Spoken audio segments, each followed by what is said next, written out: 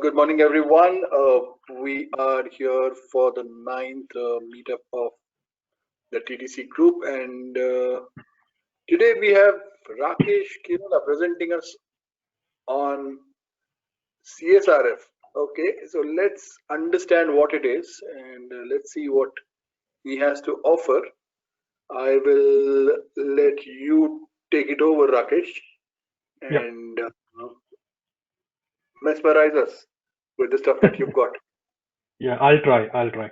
Okay, so thanks, Rajesh, for the introduction and welcome everyone. Good morning and thanks for giving us the time on a weekend. So the topic for today is CSRF, basically called CSRF, right? Cross-site request forgery. So it is one of the, you can say, in my opinion, the easiest security attack to understand, right? So before starting, so the agenda for today will be understanding basics of CSRF, like how can we test for CSRF and what can be the potential uh, remediations for CSRF, right? So before I start, I would like to know if any of us has some understanding of it, and if yes, so that I can plan my session accordingly, right? So I think I should start from the basics only, right? Yeah. Yeah. Okay. Correct, So Rakesh. yeah. Okay. So the first thing is what is cross-site request forgery, right? So if I have to put it in words, it is basically an attack where an attacker is able to trick the victim to execute an action on a web application, right? In which they are authenticated, and that is more important, right? So now suppose when I say this, that attacker is able to trick the victim to execute a particular request. So what does that mean, right? So basically it means that now suppose there is an application on which, suppose a banking application, right? And the application offers some functionalities like I can view the balance, I can transfer amount, and I can apply for cards and all the basic functionalities which a online banking system offers. Now, as an attacker, my intention is to exploit a weakness in the system, right? And while doing my, you can say, while doing exploration of the application, the attacker can see that a potential CSRF vulnerability exists in the system, right? Now, how this CSRF can be of benefit to an attacker, right? Can anyone tell me now, suppose there is a CSRF vulnerability in the application, how that can be benefit of to an attacker, right? Now, let's not go into what CSRF is. Now, there is a potential vulnerability in the application in context of a banking application, how that can be of how that can be of an interest to an attacker. Can anyone would like to share inputs here? He can log into the application and he can manipulate the stuff for them. No, but how an attacker, now suppose how Rakesh will be able to log in into an application on your behalf, right? Now suppose you are also having an account on that web application, sorry, banking application, and Rakesh as an attacker also has an, you can say, account, right? So how can Rakesh make you log into that application? And what benefit I'll get if you are logged into that application?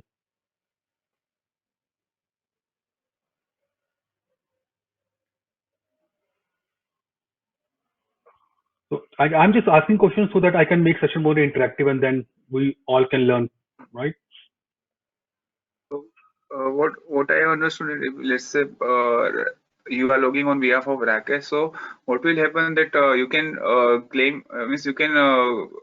So, if it's a depending on the application, you can use its sensitive data, or you can maybe misuse it. Or maybe it's a banking, so you can maybe misuse the banking related details as well for your benefit. So such kind of things can happen if you are able to log in as Yes. another user. Now, suppose now if we talk about, as an example, I have taken banking application.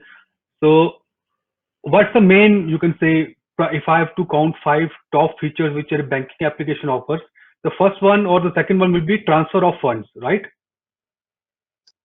Transfer of funds from one account to another account, right?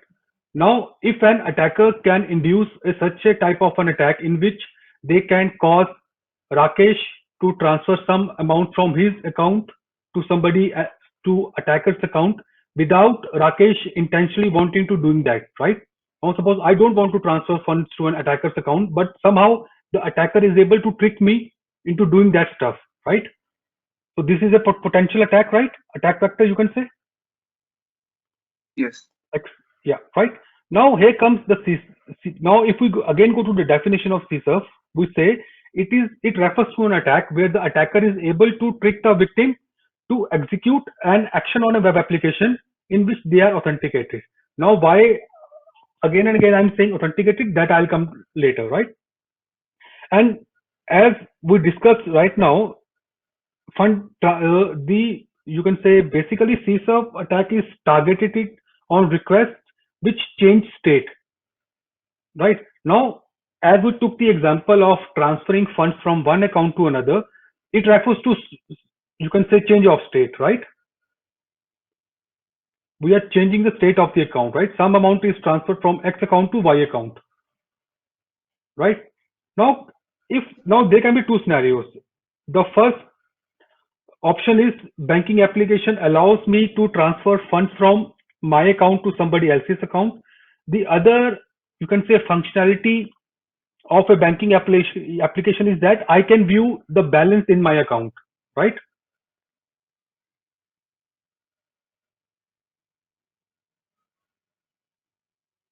Yes. Yes. Now as an attacker, which of these two will be more interest to the attacker, right? A function which offers the transfer of funds, or a function which offers the person to only view their account details, basically. So as an attacker, which of one of these two funds? Yes. So basically transfer of funds is somehow relates to change of state, right? Some sort of state change is happening in the system, right? Yeah, Rakesh. Yeah. Now if I go to second slide, we took the banking application, you can say, as an example. Now there are another, you can say, examples which I can think of, like changing a password of a user. This also refers to a change of state, right? Like the application has a, you can say, forgot password feature, right? And that allows you can say, someone to change the password, their password. Now that can be also of an interest to an attacker, where I can you can say, trick you can say, some people to change their password. Now suppose I also have an account in an application and somebody else, right? And I know their email ID, but anyhow I won't be able to know their password. Now suppose that forgot password feature is vulnerable to CSRF. So maybe I can, you can say, trick the user into executing a request which change their password, and the password is of my liking, the password which I want them to set, right? And the other example which we talk is like funds transfer, and you can say in case of an e-commerce application, ordering of items also refers to a change of state. Okay, so any doubts till now, like why I'm again focusing on emphasis of state, basically emphasis on change of state? Now let's correlate these two basically to our applications. Now suppose we have a GET request and we have a POST request, right? If GET request is also vulnerable to CSRF and POST request is also vulnerable to CSRF, which one has more impact on the system? I believe POST.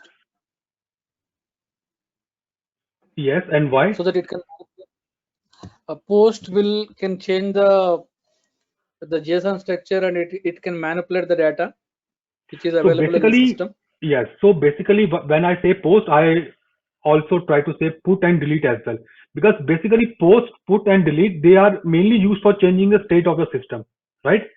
Basically for updating a request, for adding a request, sorry, for updating a record, for, right? For suppose now you have to update your address in the application. So generally what we do is we use a put request, right? For changing some sort of address in my system. Now I have to suppose delete a request, right? Now then we will use delete, right? And now suppose we have to create a new record in the system. In that case we use POST. But now when we say, now let's come again to the point why get request is not, you can say, of interest to an attacker. I'm saying That both would of them. be, I guess Both that of them would be are only the changing the state or client and not on the server end. Exactly. Now suppose when I want to view my bank records, right? Nothing is happening on the server side. I'm just going to the account summary page and the balance is loaded only for me. In that case, attacker is not gaining anything, right? But when we talk of funds transfer, the attacker can send a crafted request which will transfer funds from my account to attacker's account. In that case, that functionality basically is of an interest to an attacker, right? So that's why when we talk about CSRF, so that get requests are not often, you can say, basically a thing which will interest an attacker. Basically things like put, post and delete, that will be of an interest to an attacker. And basically with these three requests, and you can say change the state, and if we include patch as well, right? And now we have talked about like what is CSRF, right? And now the other point is, if we have to test whether a request or a functionality in the application is vulnerable to CSRF, how can we make sure that, right? How can we, by looking at a request only, we can, or looking at the workflow of the application, we can say, yes, this functionality or feature or request is vulnerable to CSRF, right? So the first thing should be like application has cookie-based session handling, right? And the second point will be, there is an application feature which can be of an interest to an attacker. Now we say, like, now suppose there is an application in which nothing is happening on the server side. The application only has static pages for viewing the content, right? So in that case, that you can say application will not be of an interest to an attacker, as we discussed already, right? Because nothing is happening on the server side, and in other words, no state change is happening. And the third point will be, there is no prerequisite for an attacker to know before, you can say, the attacker can construct a CSRF attack. So any doubts in these 3 points basically, if you would like me to repeat? And why I'm saying this, like the authentication should be cookie based, I'll let you know in the next example, right? Now if I go to this, So Rakesh, in the last slide, why should we not keep the prerequisite in the third point in the request? okay, so now let's take an you can say a condition. Now suppose there is a token, now a post request is sent to the server, right? And in which there is some sort of an identification token used by the application, right? And that identification token is unique to a particular account. Now suppose both of us have accounts in that application, right? There is a token with the name CSRF token, right? CSRF underscore token. The name can be anything, right? Basically it is a unique token attached to a particular account. Now both of us account, and that token is like, if I go show you the example, this is that token. So for example, can you see this notepad? No. Okay, looks like I have to share this. Just a second. I'll just copy it and put it in this presentation only. Right, just give me a second. Okay, so can you see the token now? Yes. Now suppose this token is tied to your account, right? And this token is tied with my account, right? Okay. And this token is mandatory in the request. Now suppose there is a post request sent to the server for transferring of funds, right? And this is a mandatory parameter in that request, and every account has their unique token. Your account will have this unique token, and as an attacker, this is unique token assigned to my account. Okay. Okay. Now suppose as an attacker, I want to perform a CSUF attack on your account, but the application has mandatory check on the server end that a X CSUF token will be sent in the request, and that this should be the value of that request, right? Okay. Now, as an attacker, this is my account, this is my token, which is different from yours, right? Yeah. Then how will I, as an attacker, how I will be able to know this token? Because I have no means of identifying what token is tied to your account. And this token always changes when you log in again into the application.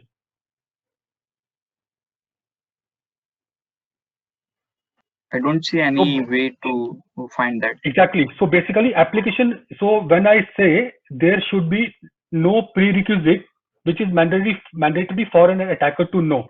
Now, when I say this application has implemented this, you can say functionality or feature or a security check, that this token should always be present whenever somebody is sending a request to server. Now, as an attacker, this is sort of a prerequisite for me to know, right? Yeah. Now, since this is a prerequisite, but as an attacker, I don't have any means of knowing this token, knowing the value of this token. So, do you think in this case, CSUF attack will be possible? If I'm not having any way to know this value, I don't see a possible attack. Exactly, right. Now, let's come. So, I think I was able to clear this point when you say there should be no prerequisite, right? But why should we not keep the prerequisite? You are saying we should not keep it. I'm not saying the application should not keep it. Take it from an attacker's perspective, right? This is not from an application perspective, okay. right? Okay, got it. Yeah. Yeah, right. Okay. Now, this is, you can say, a post request, a sample post request, and this, what this request is doing is changing, you can say, the email of the user. Now, you have you can say you have a account in an application which allows you to change your email ID at a later point of time. Now you have lost access to your earlier email ID. Now the application suppose offers you a functionality in which you can change your email ID, and the email ID change request looks something like this, right? So can someone tell me, whatever we have discussed till now, whether this request is vulnerable to CSUF or not? Why, if it is vulnerable, and why not if it is not vulnerable?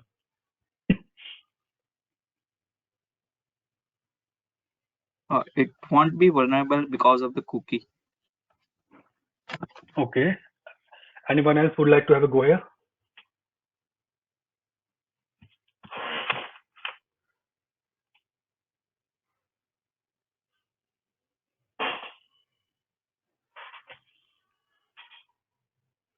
But what if I say that this is vulnerable to CSUF?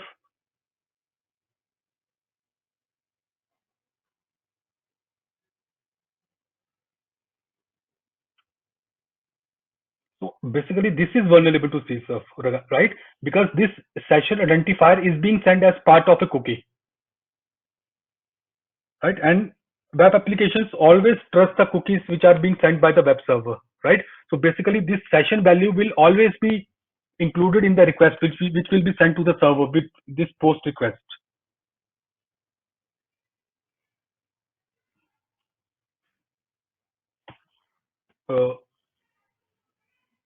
But how would attacker know the value for the cookie? Because So, attacker, yes, in this case, the attacker is not required to know this value, because this is being sent as part of the cookie only.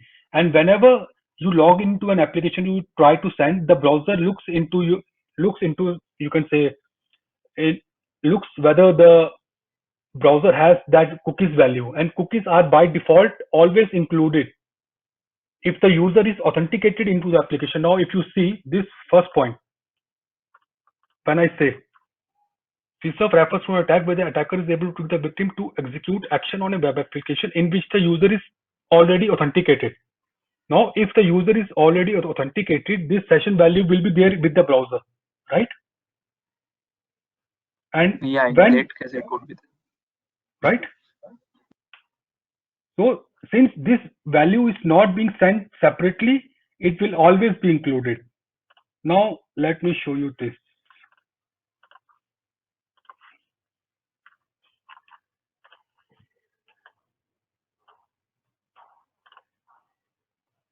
Can you see this request now?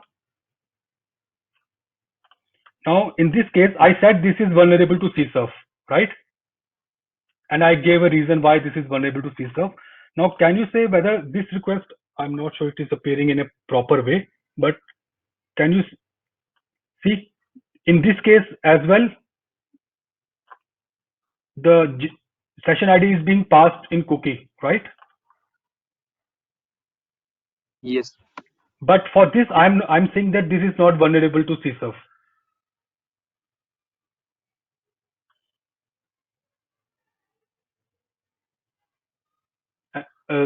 Would you like to have a go why this is not vulnerable to CSRF?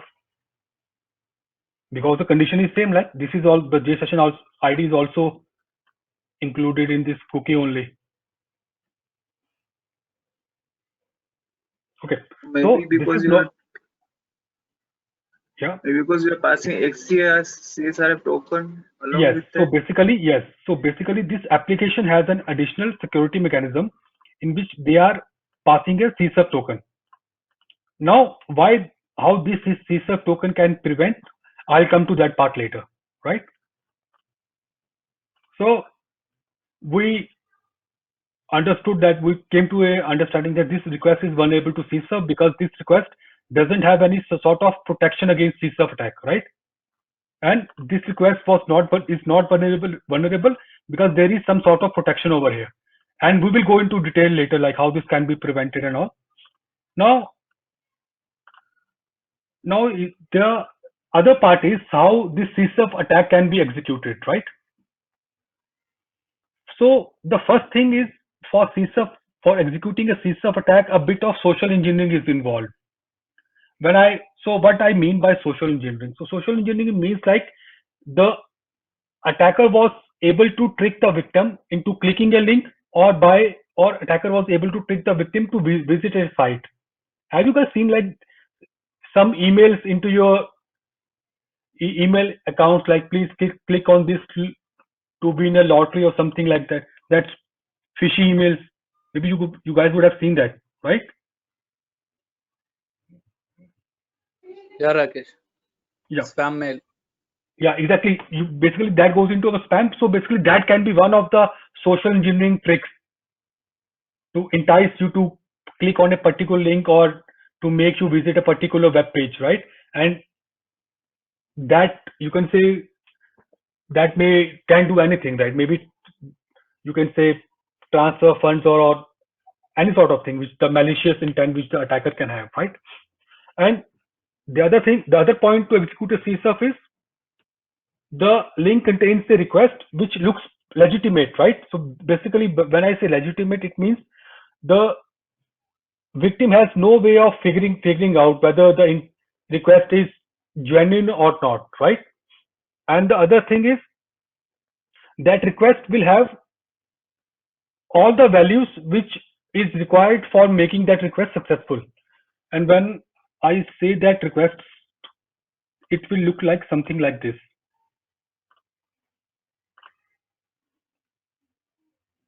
Now, can someone let me know whether what all is happening here and whether this is vulnerable to CSRF or not? Your screen is not visible, I guess. Let me share my entire screen. I'll just stop the sharing and share my entire desktop, right? Just give me a second.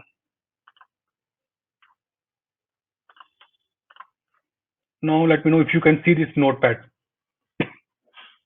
Yeah. Okay.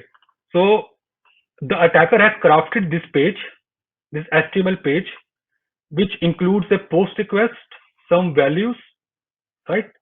So can we know, like, is this vulnerable to CSUP or not? And what all is happening here?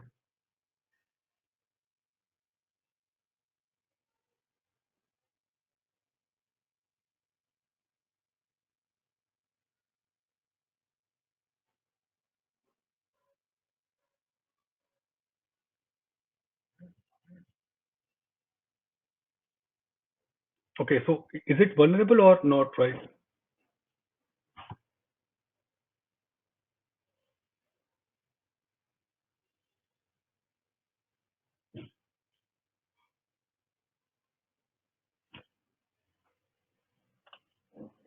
Am I audible?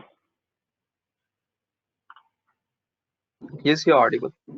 Okay, so now this, okay, but the first thing is, now since we were talking whether it is vulnerable or not, how the attacker will know how to construct this page, or basically a request, you can say.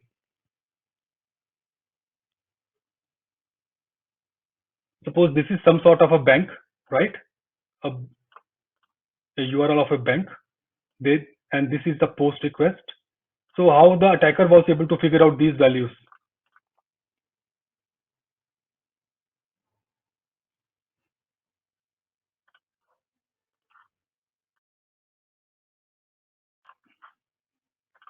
Okay, so let's take an example over here. Can you see this? Yeah, Rakesh. Yes, yes. So basically this is a, you can say, a sample demo application, right? And this sort of a demo banking application, right? And this application offers functionalities as a normal bank will do. Like the user can view their account summary. Okay, let me just log in again.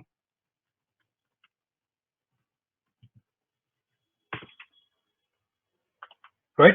The user can view their account summary. Okay. They can view the recent transactions. Now there is an option to transfer funds, right? Now this view recent transaction and transfer funds, which of these two should I focus on if I want to do a CSUF attack over here? Should I try on recent transactions or transfer funds? Transfer funds. Definitely transfer funds. Yes. So now my point is, I'll see whether this transfer funds, right now I don't know whether it is vulnerable to CSUF or not, right? I just went here. Now in this F12, we can view the request. So what I did is, as an attacker, so now in this case, the victim also has an account in this bank. The attacker also has an account in this bank, right? And you say that the account number of victim is this 800002, and the account number of victim is this 800003, right?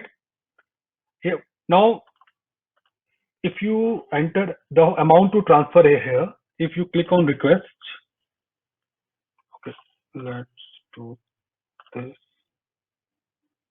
Okay, so basically this is a dummy application. So let's now assume that attacker has this account number and the victim has this one, right? So if you see this, now when I did, you can now, this is saying that 200 was successfully transferred from account this to this. This was intentional, right? Rakesh has an account in this account, and I wanted to transfer some funds into this account, and this was intentional from my side, right? Now let's assume the victim also wants Rakesh to transfer funds from this account to this account, right? So as an attacker, what I did was I just figured out this is the functionality, and I viewed my request over here. Now see this. This part is saying request headers, right? Now by seeing these request headers, can you just try to figure out whether this application can be vulnerable to CSUF or not?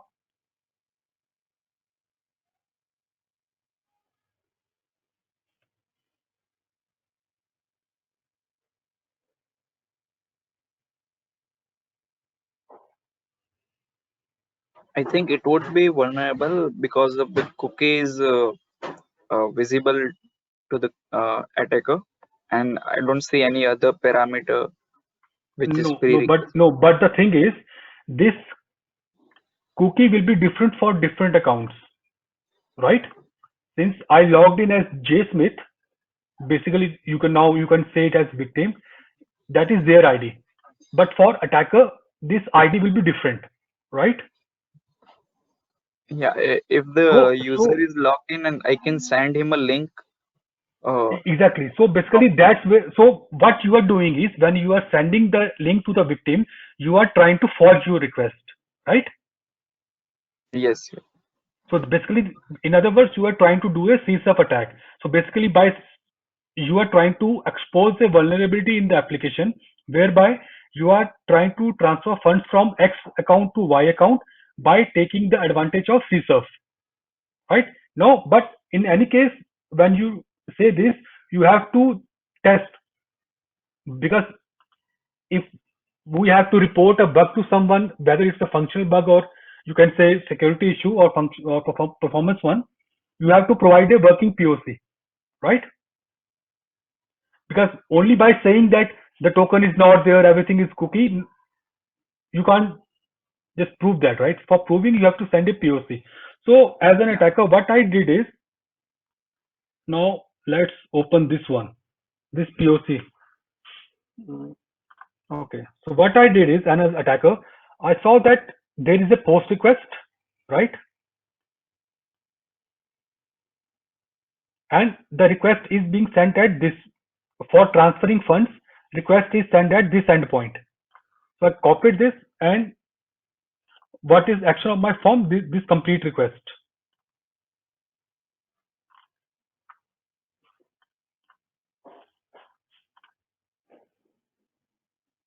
Okay. And now I have to see what all fields are being sent in the request. So if you see this request tab, there is one field called from account. From account, the amount will be transferred, and to account, to the account which amount has to be transferred. So I use both of them, right? The name is from account and the name is to account.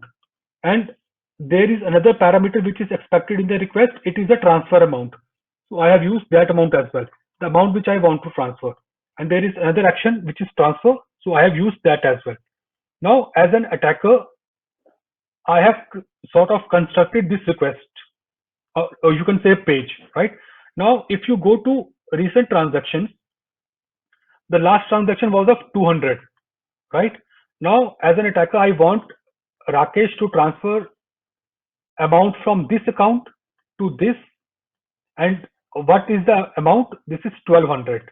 So let me change this to 1400, and if I click here, now let's assume that attacker was, as I said earlier, there is some sort of social engineering involved here, right? So right now this is hosted on my local, you can say, on my system, but when this will be happening in real life cases, this page will be hosted somewhere, right? And now the attacker was able to trick the victim to visit this web page, and on this web page there was some sort of button, and the name can be anything which I have given over here. It can be changed to anything, right? And even, okay, so let's come back to this definition first.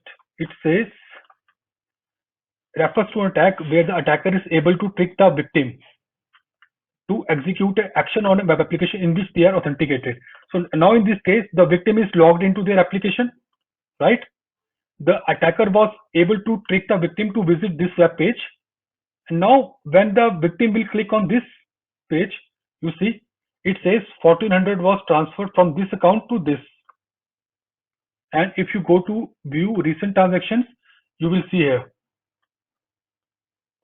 Now, but you will say, like, what's the issue over here? Earlier 200 was transferred, now the attacker, the victim all transferred 1400. Okay. Can you guys say what's the issue between, what's the difference between both the things?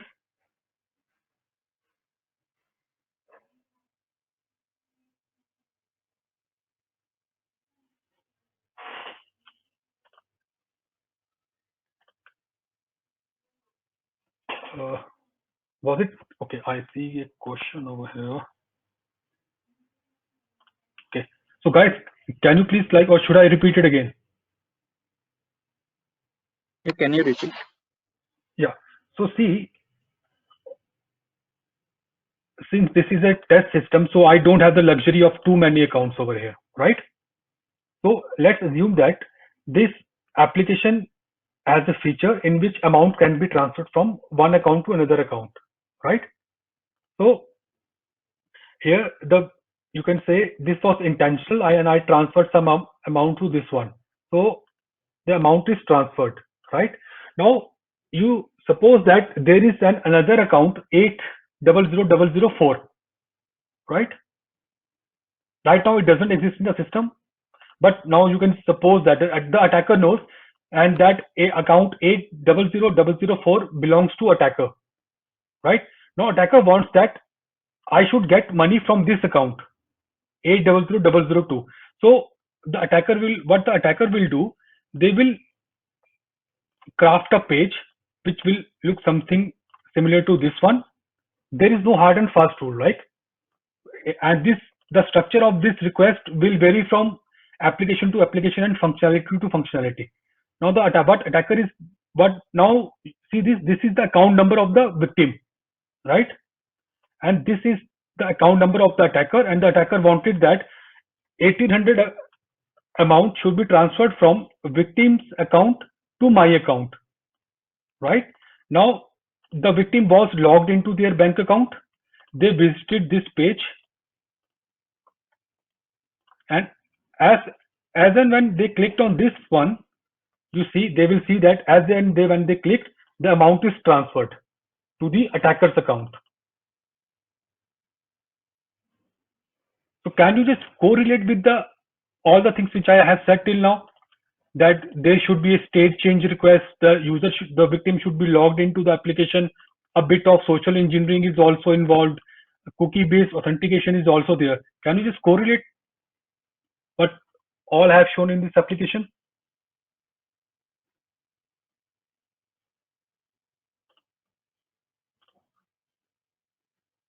So after the transaction is successful, the victim is being redirected to the success page of the bank.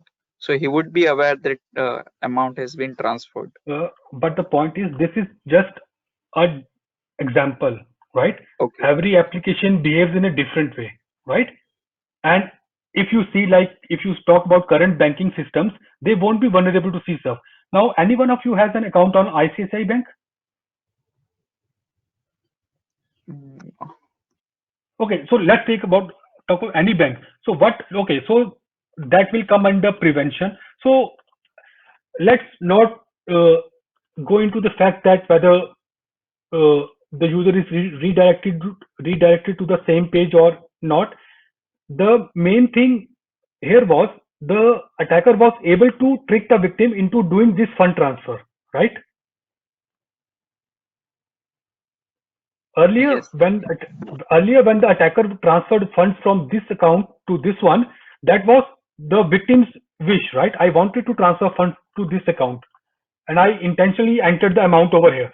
So everything was under my control, right? From which account I wanted to transfer the amount to which account and what was the amount. But when the victim clicked on this request, nothing was under their control. Right now the amount is, you can say, 1800. Now suppose the attacker hosted this page. Now 60,000 was transferred to the attacker's account, right? And in this case, since I am operating everything, I am also the user, and since I have to give the example, right? Otherwise, I would have to ask any one of you to do this for me, whether you can be the victim and I have to be the attacker, right? So since this is sort of a demo, so that's why I can control all these things. But let's take a real case example, like this page is hosted somewhere, right? Now you are using a bank site, a real world bank site, and you visit a page which, when you click on a button, transfers this amount from your account to attacker's account.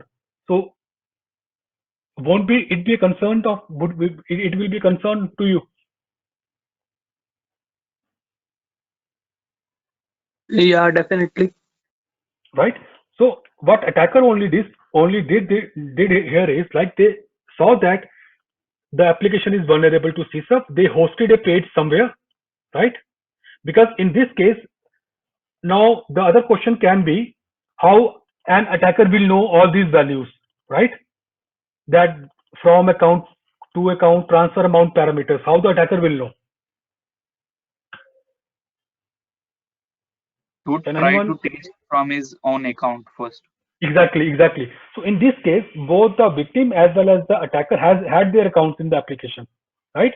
So it is not at all difficult for an attacker to know the value, know what all parameters are required in the request, right?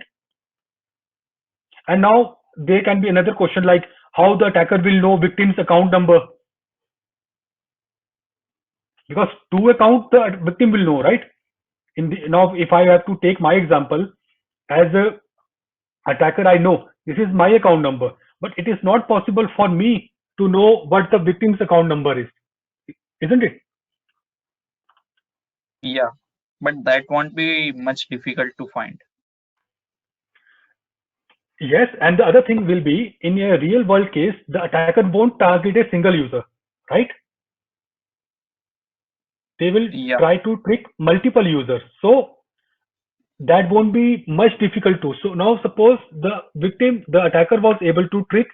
Now they have sent a request, this crafted request to, you can say 1 lakh people.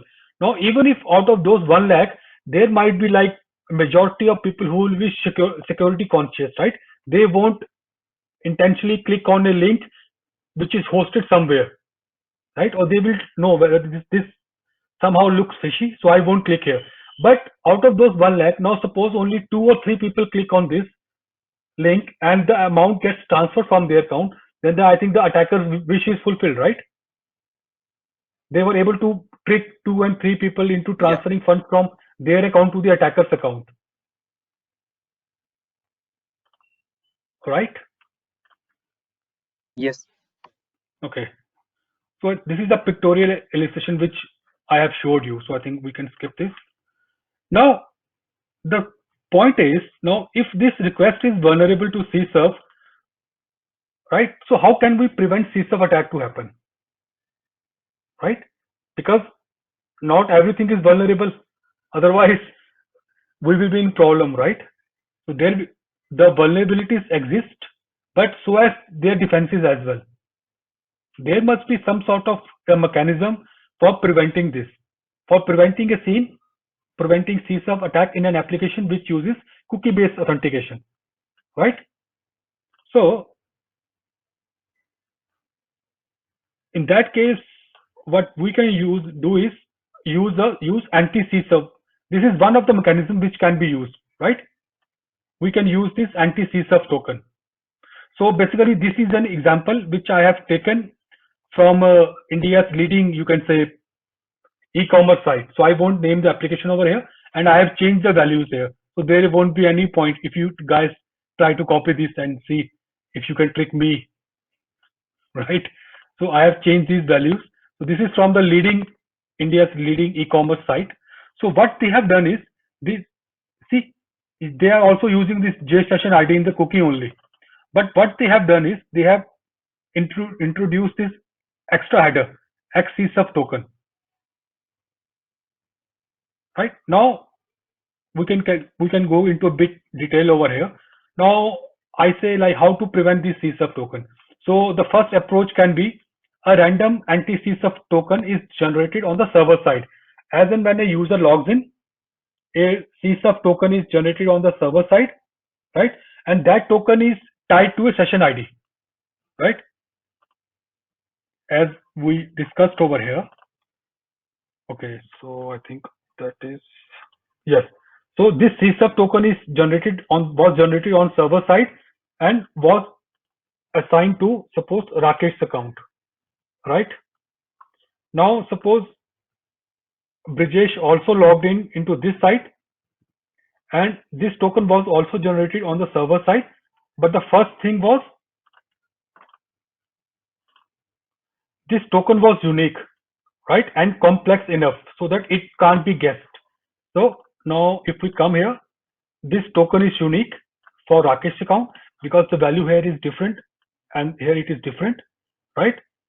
It is different for Brijesh and different for Rakesh, so uniqueness is here, and this token is, you can say, complex enough so that it can't be guessed easily, right? So only using C-sub token is not enough. The point here is the token should be complex enough so that attacker won't be able to guess it. Now let's take an example in which Rakesh was an attacker and Brijesh is a victim. Now I know that the application uses C-sub token, but here the trick is I don't have any mechanism to figure out what the value of Brijesh token is, right? So in this case, I won't be able to trick Brijesh into executing this particular, you can say, action which we did, or that the function in which I trick the victim into transfer the funds, right? So in this way, it says use anti-C-sub tokens on server side. Since it is being generated on the server side, so there is no mechanism for the attacker to guess it, right? And the token should be unique and complex enough so that the attacker won't be able to guess it. The token is assigned to a session ID, right? And whenever the user initiates an action, like take for example the transfer of funds, the token will be passed in the request and validation is done on the server side, right? So if that, since when that token is generated on the server side, so server will have that value of that token, right? Now when this funds transfer request will be initiated, there will be, you can say, this token will be sent with this request, but server will have copy of this token, right? So if both of these tokens will match, only then this request will succeed.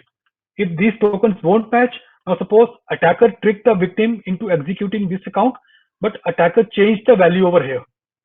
Now the value over here is this one, and on server side, you can say, okay, let me just copy it here.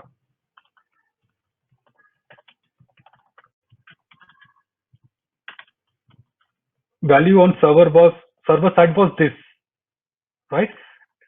Brijesh as a victim has logged in, and Brijesh was issue a C-sub token, this one, right?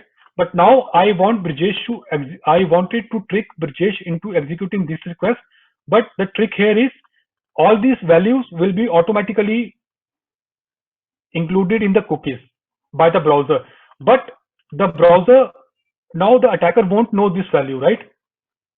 And now I suppose provide Brijesh with this value, but the server will check what was the value on server side and what was being sent in the request. So server will see there is a difference of values in the C-sub token.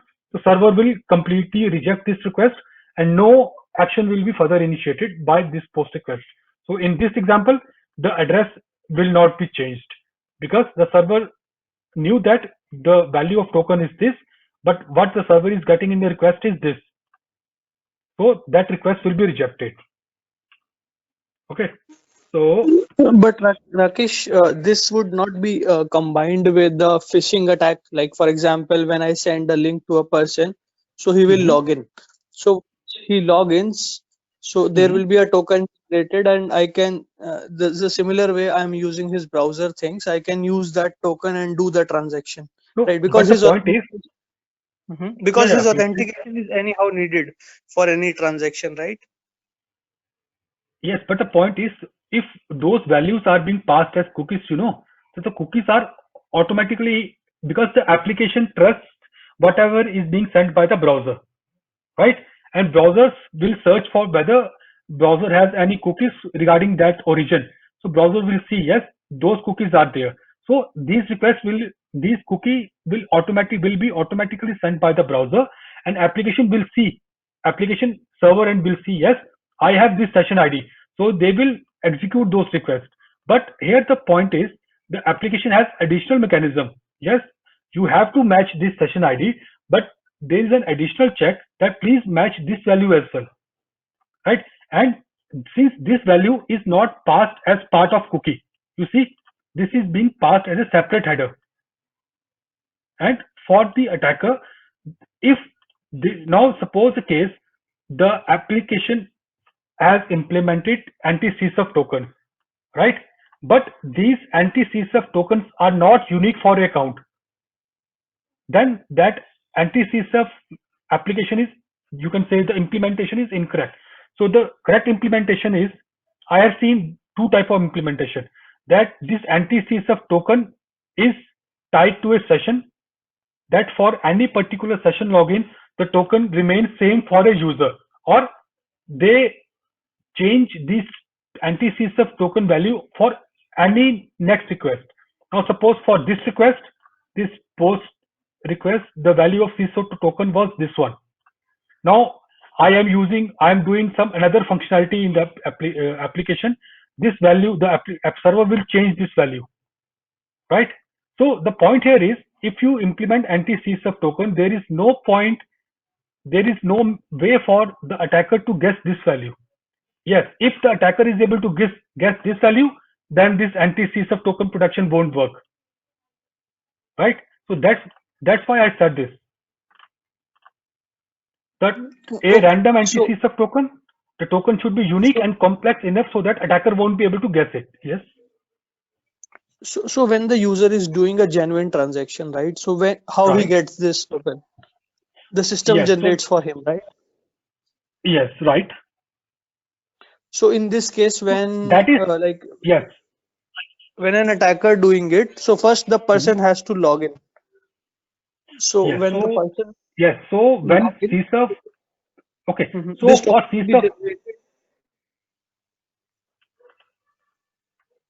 okay, I'm not able to hear you clearly. Sure. So I was saying was, like, for example, like suppose I have an account in ICICI, okay? So I will Okay. log in as a genuine user ICICI and I want to do a fund transaction. So this Right. anti-CSRF token will be generated, right? Yes, if that protection is implemented, suppose the implementation is done correctly, yes, it will be generated. Okay, so I did a transfer and it was successful. Okay, so this is a positive case. Everything is Right. fine. Right. Now what happens is a person sends me a link and all. So there Right. also I will be I'm genuinely logging only, right? Or is Right. it like he tricked No. me to log in? Because No, yes. So for this CSF to happen, the user should be already authenticated into the application. The attacker is not tricking you to log in. You are already logged in. Now, if you see this Right. example, right? Right. So The so attacker what's was happening not. is, like, I will log in into ICICI website only. He just added a script so that whatever he wants, that action also gets executed, right? Yeah. Right. Right. So when I already logged in, so that CSRF token and all, they will be generated, and can't he somehow retrieve that value and submit the request with that token? Actually, see, in this case, since this is a vulnerable application, right? We took this example. If you would have seen this, let me just again show you. This was the post request as an, what is this? Okay, it is not completed yet. Just give me a second.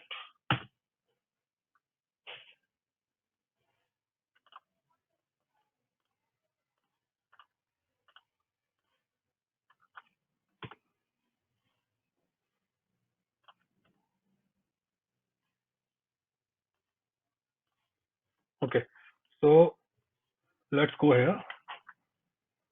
Let me log in first.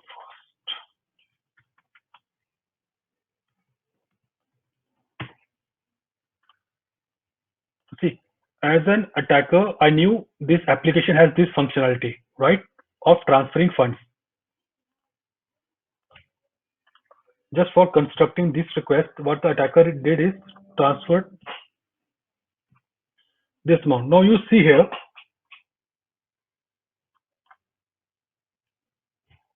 right? There is no anti-CSF token over here, right? In this request section, right? So that's why this application was vulnerable. Now you can include anti-CSF token in two places. Can you tell me how they can be placed? How they can be sent in the request? this is my basically this is my request, right? Right. Let's say this is my request. There is, let's see here. Now this is almost similar to this one, which is vulnerable one, right? Right.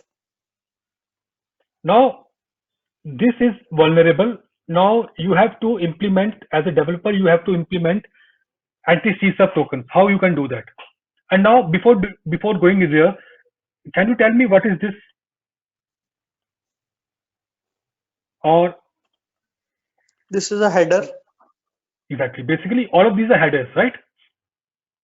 Now Right. how, as a developer, how you will implement anti-CSUB protection over here? I have shown you the example already. Now you have to implement anti-CSUB tokens here. How you can do that? And So what I should be will the preferred way? like I think as you told that it's generated on server, right? So somehow it's related to with some key. I will generate a value which is complex enough that people can't decrypt it. Exactly. And now, and yes, so now suppose you have generated an anti-CSUB token, right? How you will now that token is generated on the server side. Now for subsequent requests, how you will send that token to the server again? So maybe I'll store it locally for some time, attach it to the session ID as you said. No, you will attach it to the session, right? But point is, in order to make the subsequent requests work, right, the server has to check whether the request is coming from genuine user or not, right? So that Right. in that case, they have this session ID to validate, and now they have the anti-CSUB token to validate as well, right? Now you have to send the anti-CSUB token to the server. How you can do that? So as a header only. Exactly. Now suppose a header with the name CSUB token is used. Now say this is victim 2311, right? Now everything belongs to the victim over here. Now let me copy this.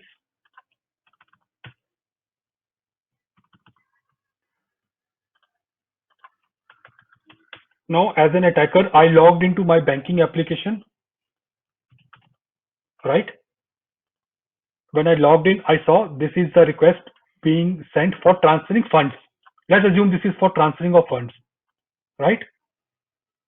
And Right. this session ID is being included in the cookie only. But now I saw this application has an additional protection of this CSUB token. Now this name can be anything. It can be XCSRF, it can be anti-CSRF, it can be only CSRF, right? So that header name is not mandatory. It can be anything, right? Now I see this value is attacker 2311, right? Now, is there any way for you to guess the victim's XCSUB token should be victim 2311? Can you figure out?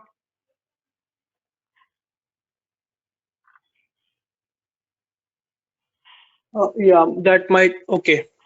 So you are telling they are using some value which can only be seen by that user only. Yes. In normal case, the normal layman user won't see, right? Now, suppose if you someone elder in your family does that. Now, since you are into IT and all, you can use this console and you can see all the values, right? But if my mother is using it, she won't see these values, right? So for a normal user, there is nothing at all that has changed from this. You can say from this one to this one, nothing has, because they don't know whether how the authentication is being done, how the anti-CSUB token is done, right? For users, they don't have any way to figure out, or they are not that tech savvy enough to figure out what is CSUB, what is session ID and all, right? But as an application developer, you saw that I had a request being sent to my server in which I was not able to distinguish, and I have to prevent CSUB attacks. So one of the ways can be I can just append this XCSUB header in my request, and I will generate a value which is random enough, which is unique and tied to a specific session ID only, right? So that it is not possible for the attacker to guess this value. Now, even if the attacker tries to guess this value, now suppose the attacker was able to guess this part of the value, right? Somehow the attacker was able to guess this. Now, the attacker will send this request to the victim, right? Since attacker thought that the vector, the value of this CSUB token is victim 23.1, but on server end, this was the value. The attacker guessed, yes, this is the value, but on server end, this was the value. When this post request is sent to the server will see, yes, the session ID is matching, right? But what? The token at my end is, on server end is victim 23.11, and here the token is 23.1. So the server will reject this request, right? And in other ways, if we see this example, the fund transfer won't happen.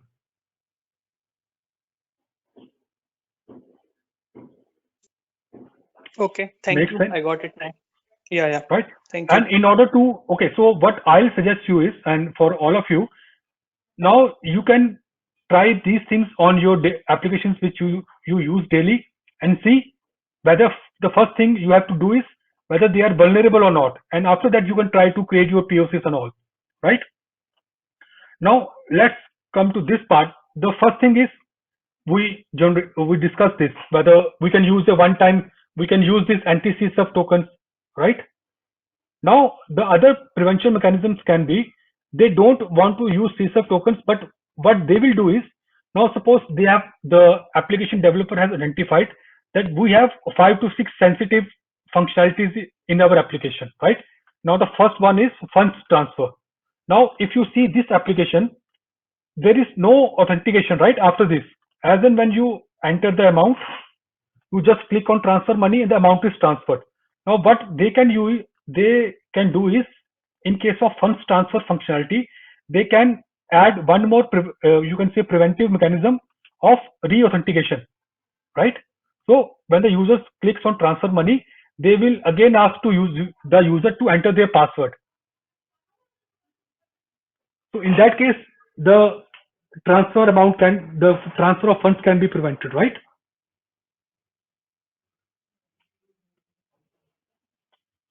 Is it?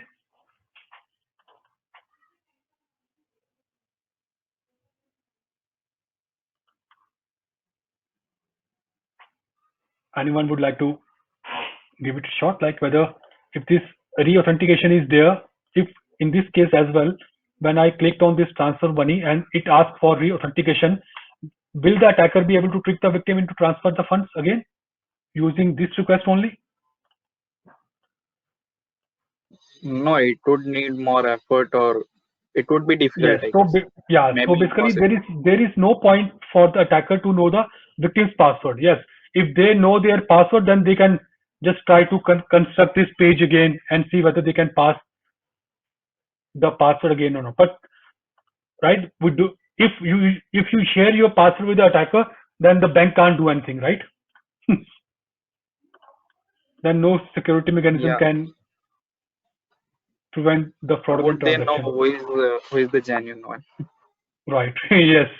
So, and the other thing can be one-time tokens. Now we have seen this, like in case of ICICI Bank, when we do some sort of fund transfer, sometimes they ask for OTP. This one-time token is OTP, right?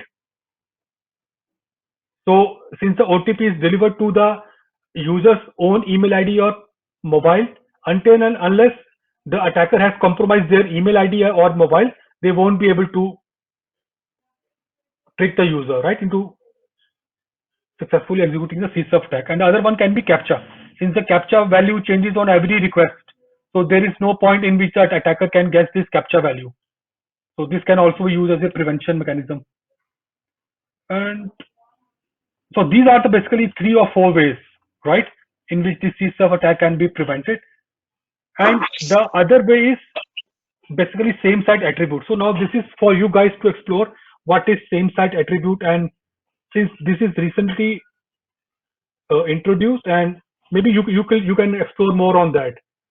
So my intention was only to cover the basics, like how to identify, how to construct a CSOF attack, and how to prevent it.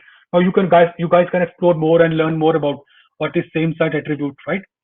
So that's it. So I think that's it from my side, which all I wanted to share. If you guys have more question or you want me to explain more, or so please let me know.